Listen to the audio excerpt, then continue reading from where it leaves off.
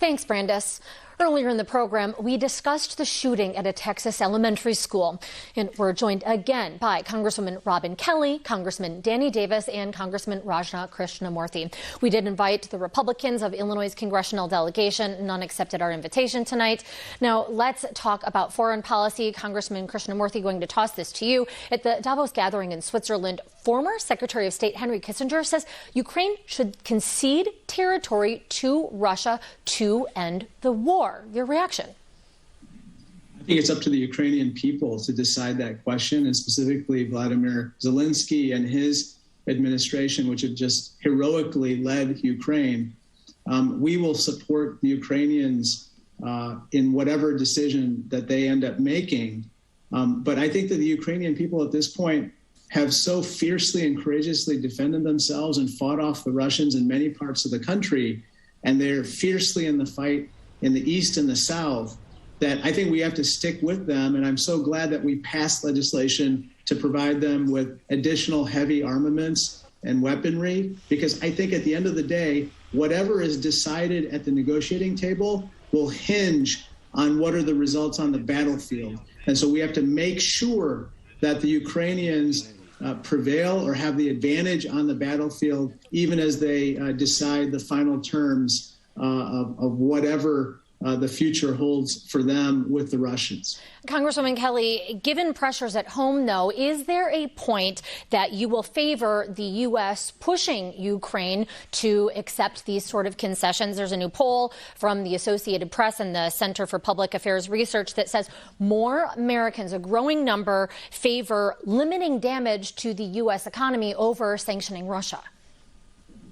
Let's see where Americans might feel like that, but also I think that people have to realize that if Ukraine falls, what will stop Putin from going to the next country and the next country and the next country? I think this is bigger than just Ukraine. And I agree with my colleague that we need to be supportive of Ukraine and let them decide, what is best for them. And then also the United States, can decide what is best for us when we can no longer afford to help as much. I'm sure there will be discussion around that. But right now, we're trying to give them as much support as possible so that the war can end sooner than later.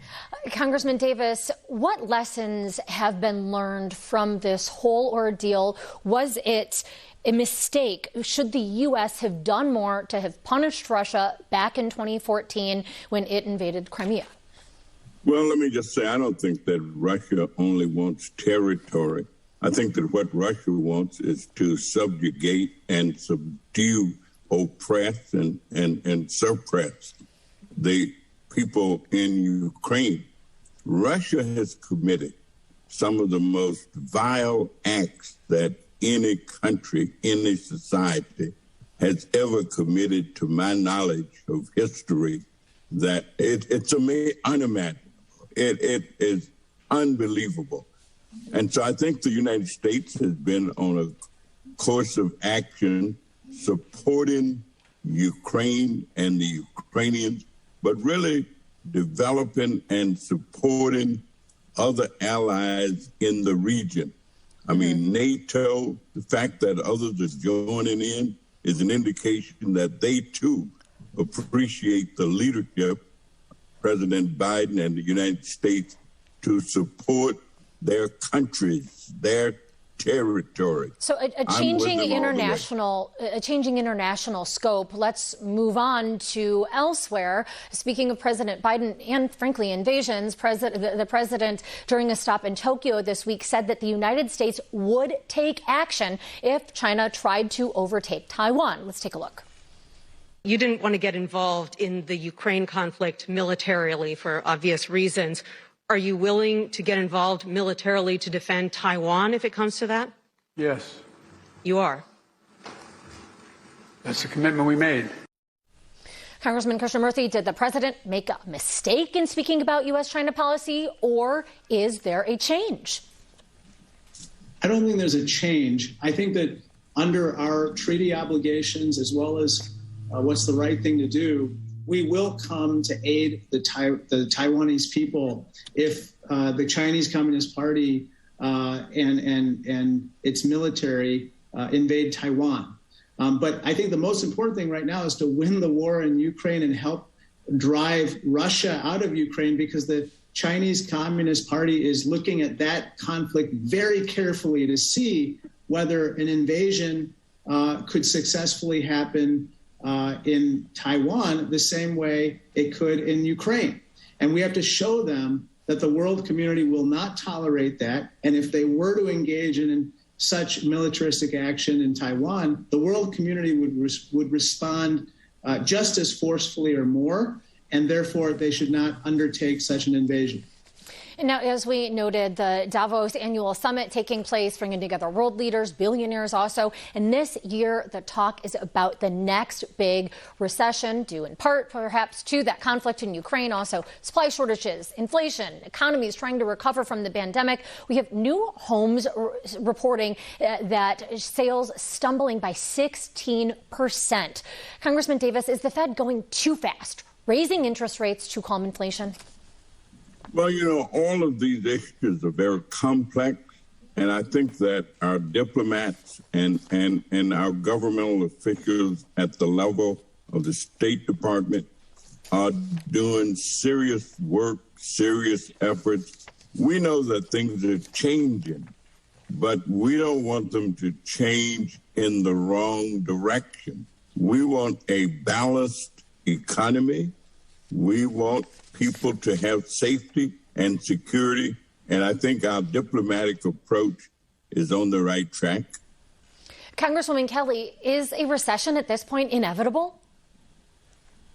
Oh, I don't know if it's inevitable, but I think we do need to remember that 4 million additional jobs are created, nearly double the GDP. There's been good things that have happened because of the American Rescue Plan, kept 3.7 million children out of poverty and really prevented a devastating wave of home foreclosures. I know you said that things look like they're going down a little bit with homes, but there's been a lot of good things that have happened. Congressman Davis, gas prices still, ouch.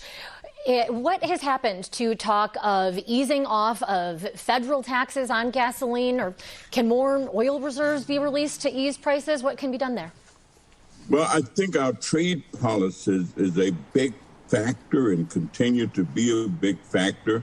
If we can resolve the war issue in terms of the Russian invasion of Ukraine, and once again bring sanity and create a peaceful environment in our world, I think we're going to see the economic conditions change drastically, but it's going to take all of that to make it happen.